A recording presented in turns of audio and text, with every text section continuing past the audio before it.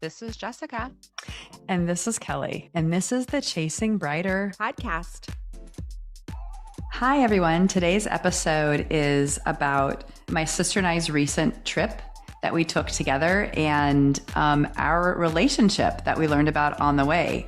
We don't get a chance to travel together a lot. And while we usually get along, it wasn't so easy at parts during the trip. And so we decided to kind of take that and peel off the layers and talk about it today.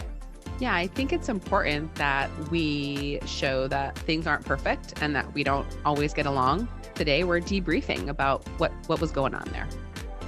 So I think even though we've spent most of our life together, Jess, I think as we've gotten older, we've changed. Everybody evolves. And as much as we talk to each other on the phone and see each other, really taking a trip together, I think we got to know each other at a whole new level. And there's a lot of things maybe we didn't know so much about each other until the trip. I think it's important to note that we went to Cooperstown and you and I were together sharing a car. No one else, you and I, boys were at camp. You and I were together 8 days. Right. Yeah. So this is extenuating circumstances that wouldn't ever really happen where we wouldn't have any other family members, any other friends going. So we wouldn't have chosen a farm in the middle of nowhere. Yeah. We would not have. Well, maybe we would have, but moving forward, we will never.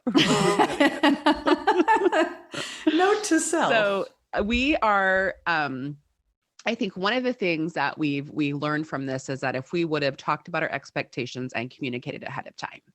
So we both had thought. I really think that would have been. Yeah, we both had thought. I thought, so we do tournaments all the time. A tournament is an 8 to 10, sometimes 12-hour day. So I really had thought that we were going to be at the baseball fields the whole time, and not really realizing that you and I would have, like, there would be 2 hours between a game or an hour between a game. And I think we need to add, because we did talk about this in the Cooperstown podcast, but a lot of places were closed. Service was slow. And so I think that added to frustration, maybe not, but like we were late to several of the games because we ran to get a sandwich and that took an hour and a half. Yeah. And so I think all of those little things, those little kind of annoyances and things we didn't know to expect, I think created some irritation and some hiccups, would you say? Yeah. Yeah. It was one of those where we didn't know what to expect. And I think once even the planning piece or setting expectations, I'm almost thinking after a day or two, even kind of resetting expectations would have been good. Because it's like once we knew the lay of the land and once we saw how it was going to be, to kind of reset what we're going to do. The one thing we did do was at one point on day one or day two, we were like, what are the things that you want to make sure because I think there was a lot going on. We realized that we weren't going to be able to like control everything. And so we were like, okay, what are your must-haves, right? So we each kind of talked about what are the things we definitely wanted to make sure we did along the way. That was a really short list and we were able to do a lot more. And I think that's also where we came into some conflict or frustration because we had different ideas about how we would fill in those other times. And I think it goes back to, and maybe it wasn't for you, but that Enneagram podcast was like life-changing for me, taking the Enneagram personality test. And it makes me see myself through that lens all the time. And when you said, I just don't want to not have fun, right? Or whatever it was, when you said that just sticks with me and goes over in my head all the time. But like that, your personality, like it said something about, like restriction or like being micromanaged or being really restrictive, like you buck against that. Yes. And whereas I'm like, goal. What's the plan for today? What are we doing today? What's the point of today? Like I need a purpose. Right. And you're like, I want to just flow into what sounds good at that time. So those two personalities going on a vacation, being together 24 hours a day for 8 days is not right. Like we're just different. There's not a right or wrong. We're just different. Yeah. Well, I think, even pulling the example where like we definitely had different definitions of like downtime or definitions of a lot of things, but we're different people. When we went shopping with the boys on that one Friday, we went to downtown's Cooperstown. You guys were like in and out of shops. You're like, we got to do this, we got to do that, got to do this, got to do that. And Wes and I just like sat outside on a bench. And there were just times where we're just like, we're done with this. Like we don't need to do this anymore, You guys had a checklist of items because I was like, Wes, do you want to get a bat? He was like, I don't really want that. I don't really want that. And so we just kind of like sat there, which we were fine with. But it was kind of an example of, I think you guys tend to be go, go, go all the time. Whereas we're like, we'll go, but then we need some like chill-in time. You feel restricted and pressured, and it causes anxiety to create a plan because that feels stressful, because then you're going to, that puts pressure on you, would you say? Yeah. And I would say, like, don't get me wrong, like going to London or somewhere where you want to see the Tate, you want to see Buckingham Palace, you want to go see this, you're like trying to sort out your day and what you're going to fit in, get that. And I'm fine with that. I think where we ran into some conflict was that we were more free flow because we didn't know how the day was going to go sometimes. And by day 6 or whatever it is, you were like, I want to do X, Y, and Z. And I was like, I don't know if I feel like that, or if I'm going to feel like that. Like I get to these points where I didn't want to commit to anything. So the dinner, the biggest issue we had, the one thing that we kind of got into a heated discussion on, was dinner one day so for me, I think also, because I've had this issue with my spouse as well, Jess, is sometimes when I get a lot of information thrown at me, or I have like a lot of stuff that's like weighing on my mind, I shut down communication. And so I think what also happened the day that we got into an argument was we didn't have dinner plans. I was kind of talking to Deanne about it at the baseball game, and I thought you had heard us, but we were just kind of, she was not committing to what the dinner plans were. I was not. We were kind of like both floating the idea and seeing what was going to happen. And that ate your soul because I know I'm exaggerating, but it was like 2 to 3 hours of talking about what we're going to do. And then when I would say, what are we doing? And you were like, I don't want to be in a rush. I don't want to be in a rush. I was like, to me, making a plan would be so you wouldn't be in a rush. Like, because I think for me, and we talked about this, it compounded the issue was because places were closed. You had to have reservations days in advance, so like for me, I was trying to not be controlling and crazy, but it's like, oh, we're in a place where you can't just like roll up. I mean, if you show up, you may or may not be able to eat. It may be a 2-hour wait. They may be closed. We don't even know. Right. So for me, I was like, well, we could just relax if we're like, we have reservations at 7, we can totally chill, versus like, I think it was causing me stress to be like, oh my gosh, we're going to like, show up somewhere. It's going to be like, that's going to be closed. We're going to drive here. You know how that happened several times. And so, yes, like, that is true. You were like, because you did say something like, I'm not going to eat at 8:30. And I was like, we're not eating at 8:30. It's closing at 8:30. So we know we have to get there before then. I think that I wasn't talking a lot. And I think when one person doesn't talk a lot and it's a triggering situation, the other person fills in the narrative with stuff. And so I didn't know that you were like panicked about, the eating thing, in terms of like, us going out to dinner and all that. Yeah. I felt like to me, it would reduce stress to have a plan. And to you, it adds stress to have a plan. If we're going to sum it all up, I mean, would you say in those situations, like making a plan would have caused you stress? It would have, because I think that I wanted to have flexibility I'm opportunistic in my planning, right? So like you would have probably been like, let's just make a reservation here and just go with it. And I would be like, but now, like my friend Deanne said, we could she wanted to go to this restaurant, so I want to go there. Like, how would you have done that? You would be like, nope, we're going here. We made the reservation. Or would you have been like, okay, yeah, we can change the plan? I would have been like, fuck you, Deanne, and your reservation.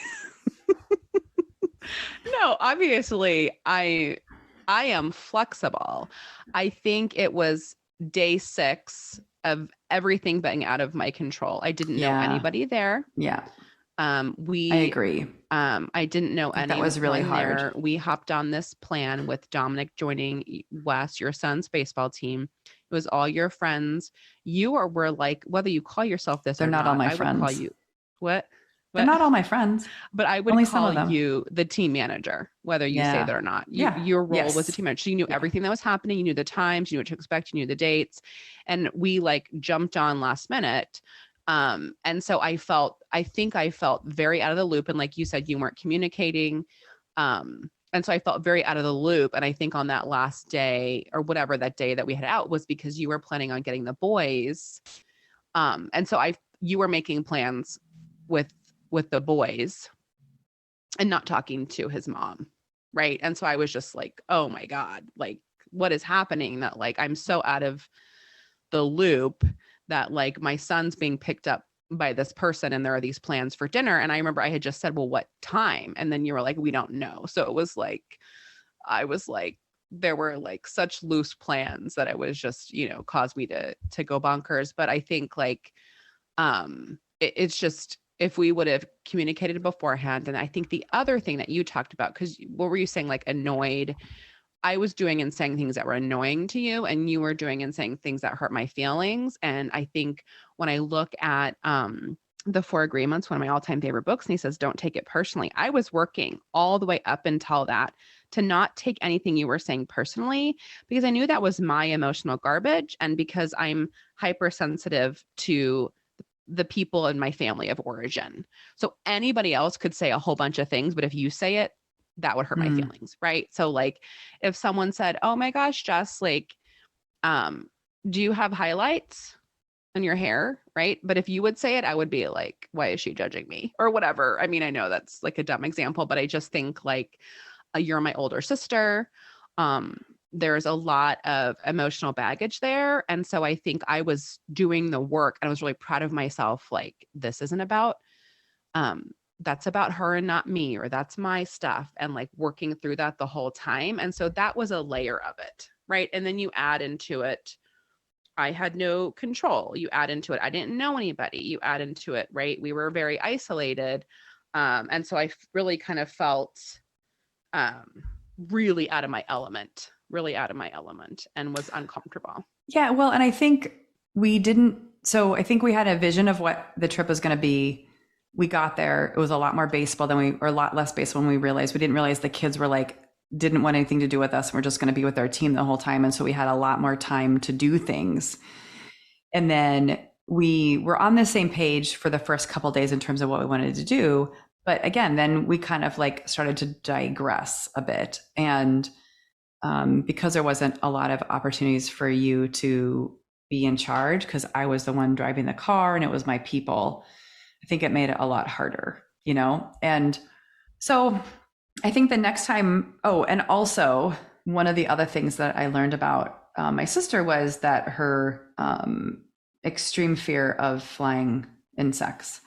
And it really started at a younger age when she got stung by a bee in the eyeball when you were like 4 or 5. I remember I've been that stung wose by thing a lot. Well, that was the one I remember because you looked like the guy from Goonies. I want to put on the record, I never liked June bugs.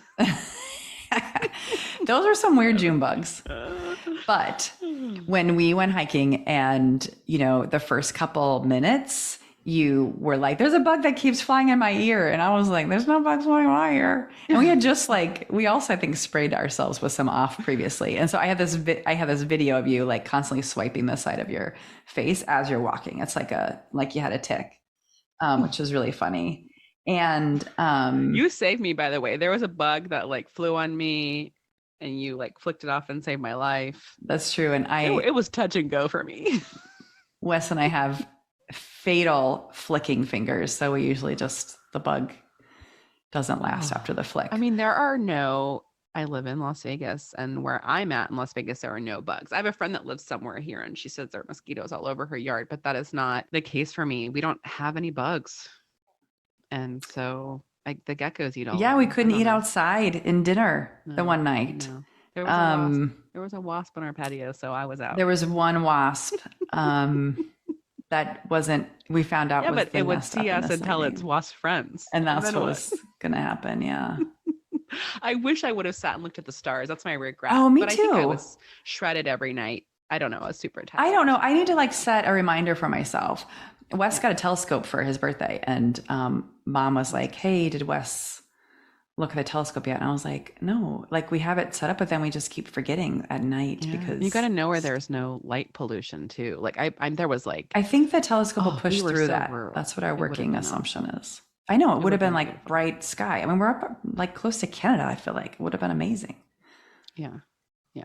So I have a So fear of bugs. So you got to add that in there. I mean, that plays in somewhere. That's it's 10%. weighing into the Appalachian Trail hiking decision for sure. If I have a face net of some sort and or a bee suit, we can definitely hike that glacier. We're definitely getting snake gaiters, by the way. Those need to be ordered and we need to be wearing them going forward. What are they? That's what we should. Snake gaiters. Do you have any of those? I have no idea what you're talking about. Okay. Gaiters that go on your shins it hooks around your heel. But we should be wearing snake gaiters when it's 115 degrees and we're hiking in Vegas. We could go anywhere then. What I did was, and I did not take them my last hike, but I bought walking sticks. We need those the snake too. Will strike what's closest to it. So if you put your walking stick, it can strike, I believe, a third of its length. And so that's as far out as it can go. So if you put your stick out in front of you, you should be good, unless it's like a 10-foot snake and you could be screwed. I think that, the other thing is like just in general, our travel situations, right? So like you guys are go, go, go all the time when you travel and we're like not, right? Like we went on our beach vacation and we literally walked from the beach to the house, came home for lunch, went back to the beach, no other plans, never did anything else. We actually didn't rent a car that trip. We just Ubered to that house from the airport. And then we called the Uber the day we left. And for 5 days, we just stayed there and walked around. Yeah. So I think we're different people when we travel, right? Yeah. Yeah. We like to get up, go do some things, maybe go back to the room and then go do some more things and then go to dinner. And like, we like to do several things as much as we can. And I know it shifted a little bit for me. Like, I think my husband, Justin, really would love to try to see every single thing in that area. But for me, it's like, okay, well, let's do the top, our top 5 things we want to do here and try to get them done.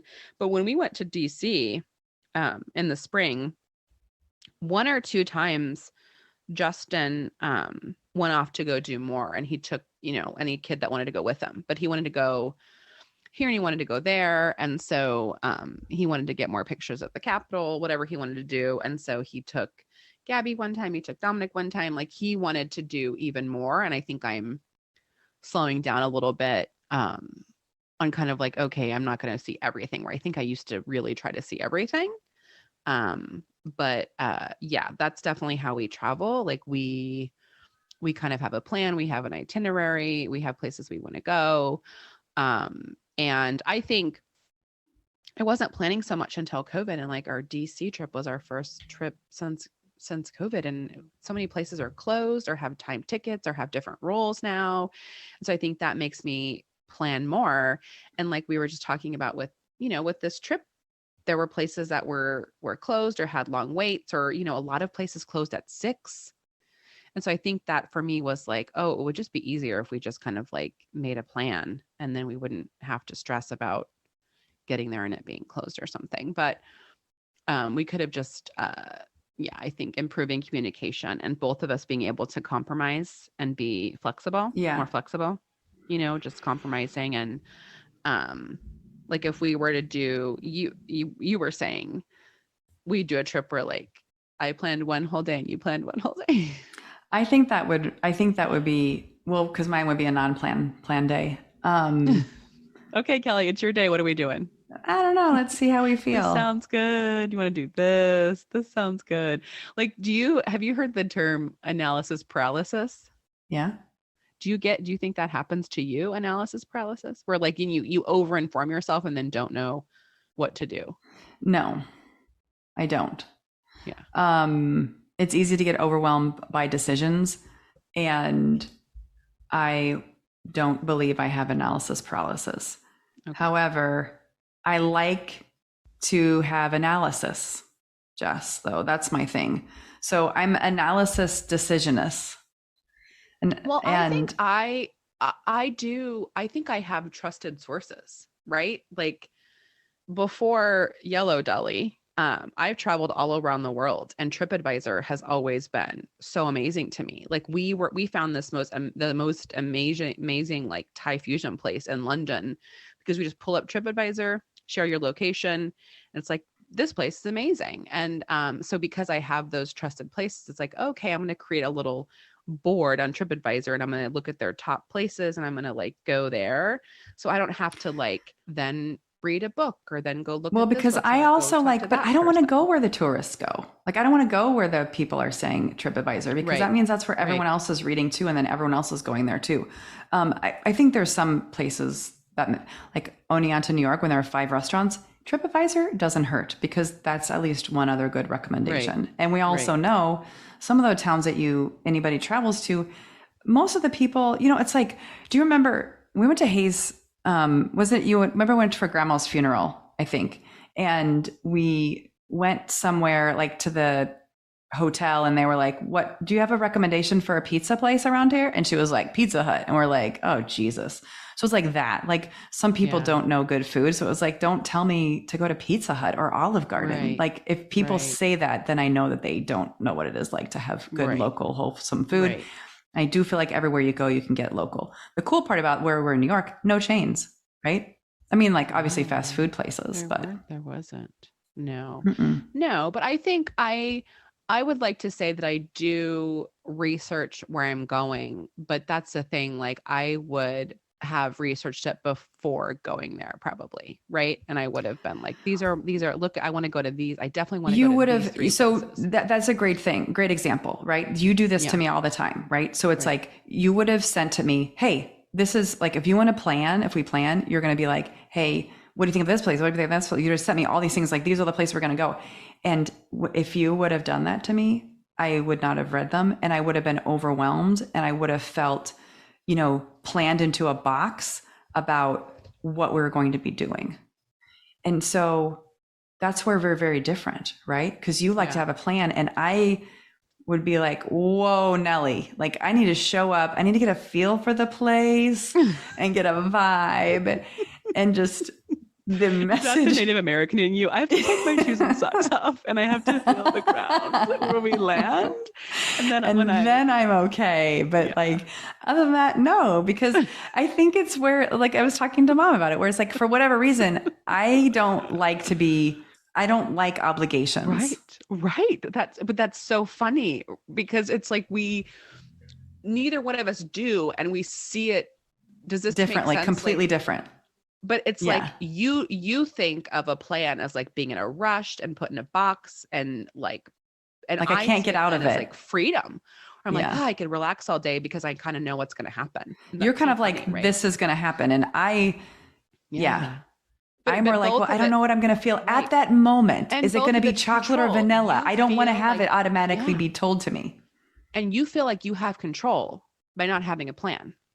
And I feel like I have control by having a plan, right? Like, so it's so funny. And I think, again, this was all, I think, compounded because we were just you and I, nobody else, for a long time.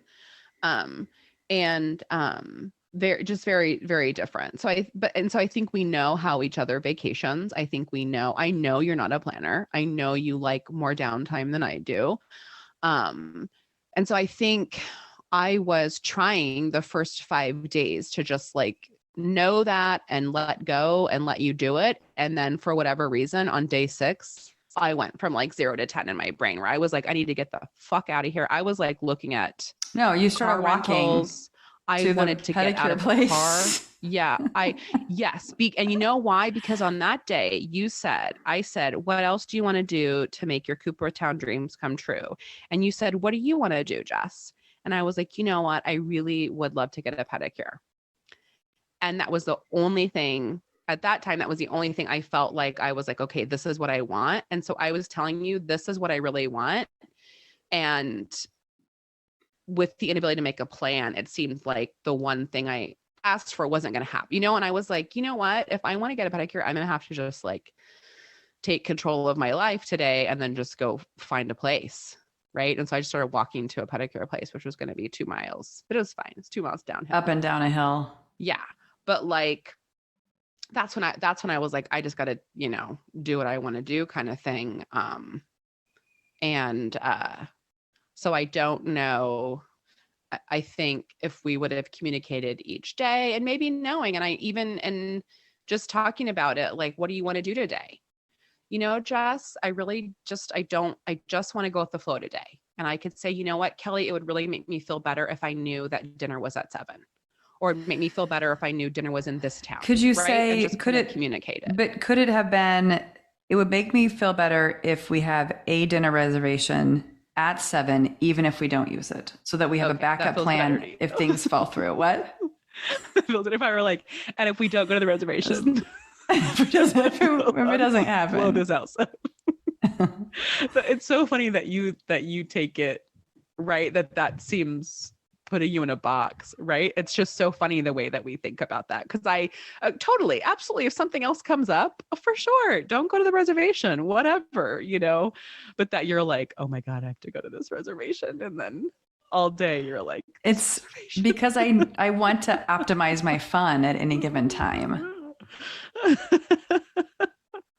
What if we're having fun somewhere at 6:45? In this reservation? It gives me a great angst. Ruin my life. Gives me great angst. Yeah. And I think that's just something we're going to continue to work on, because that's very different, right? And that's the compromise and flexibility and kind of, again, just communicating, and knowing, like, Kelly, of course we don't have to keep the reservation if we're doing something else. Definitely, Yeah. And knowing that. Well, and I absolutely feel like this could be applied to any other trip you take with anybody else that's not in your family unit, because your family unit, you guys normally know your modus operandus, right? Like, but perhaps having that discussion about expectations, like, hey, let's go to Disney World. Let me tell you how the Foxes are going to run the Disney World situation. Like, we only go to the parks for 4 hours in the morning, and then we take a nap, and then we hang out by the hotel in the afternoon, right? So you guys do what you want. That's what we're going to do. So the Calarcos go during magic hour, and we stay there for 13 hours. Right. That's like, did everybody get a churro? Did you go on every ride?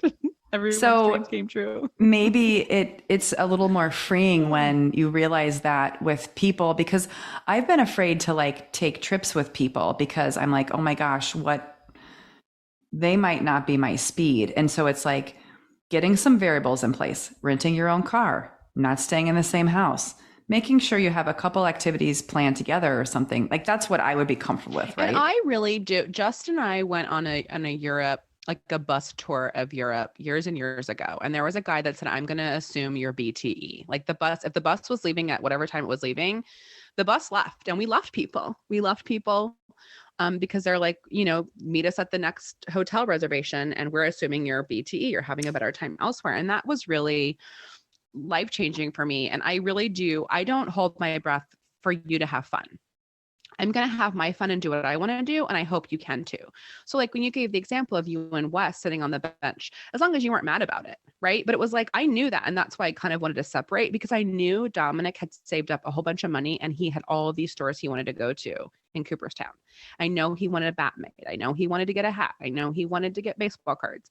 And so it was like, I knew he wanted to do that. And I'm fine with separating as long as you're fine too. But if you were sitting on the bench fuming and being like, oh my God, they're taking forever, like that would be sad, because right. Yeah, no, we weren't. And you do you. Yeah. And the end kind of thing. Yeah. And so I think kind of knowing that, and it's like, I'm going to be here. And I don't want you to be resentful and mad that I'm, like we've talked before, we vacationed years ago, and it was like, you and I knew that this vacation was going to be laying on the beach and totally relaxing. And another party thought that we're going to be more adventurous, and they were really upset, but they didn't share that with anybody. And then they were upset the whole trip because we were just lying around and not being adventurous, where it's just like, hey, communicate, and let me know what you want to do. And just know like, hey, because I think for the most part, when we vacation, you stay home or wherever and you chill, and then we go do our thing. And I don't really care Like, we don't have to do everything together. And I don't think you think that either, as long as we kind of communicate and say, hey, I'm not going to do that, but you guys go for it. You do what you want to do. We don't have to do everything together. And I think we're good about that. I think that was the difference with this trip, is that we had one car. Yeah. And we were in the middle of nowhere. So it wasn't easy to go anywhere. You couldn't just go do you, until I tried to walk 2 miles to get my nails done. No big deal. But anyway, so, but I think, we did a good job. I mean, do you feel like we did a good job at the time diffusing it and communicating and moving on? Yeah. Yeah. I think we moved on. I think it's easy to now take a step back and look and talk through. Yeah, I definitely think we did, because we talked about just kind of acknowledging, I remember just acknowledging, like, you're in a tough spot. You're here. You don't know anybody. I know people, and you had been go with the flow that whole time. And, it just kind of started to weigh on you. Anyway, so, but I think just to kind of, summarize, the point of today, right. And what we're talking about is, I think it's just that, it's important to recognize that all relationships take work. All relationships take work. It takes communication, and we're always going to be a work in progress. I'm going to change, you're going to change, and that it's that we're talking about it. We don't always get along. Everything's not perfect in our neck of the woods, and it's just about us being open and honest with each other, and being able to be honest with ourselves and recognize, like, no, I do have some faults here. I can see where that came across like that, and so as we grow and evolve, that will change our relationships as well. I feel like it's very freeing to know that if you have those right expectations set, it'll reduce conflict, right? And make sure everybody has fun, because I'm all about fun, and that we're all doing, enjoying the vacation the way that we would want to. Yeah, for sure. So we will still vacation together. It'll probably be another podcast episode of something else, and we'll have some other, it's also a journey of learning each other, and learning about ourselves along the way too. Definitely. Thanks for listening and joining us today. And don't forget to follow us on social media @Chasing Brighter, or on our blog, chasingbrighter.com.